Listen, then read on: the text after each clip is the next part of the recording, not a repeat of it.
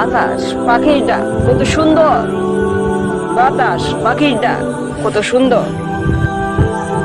আহা, গাছের ছায়ায় বসে আছে কত সুন্দর। সবই আল্লাহ তাআলার নিয়ামত, সবই আল্লাহ তাআলার রহমত, সবই আল্লাহ তাআলার সৃষ্টি। কিন্তু গাছ মাছ সবকিছু আল্লাহ তাআলার সৃষ্টি,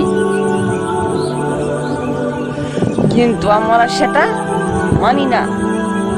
কেন মানি না? কেন আমরা এত আল্লাহর বিরুদ্ধে যাওয়ার চেষ্টা হয়? কেন? মৃত্যুর ভয় হয় না? মৃত্যুর ভয় হয় না?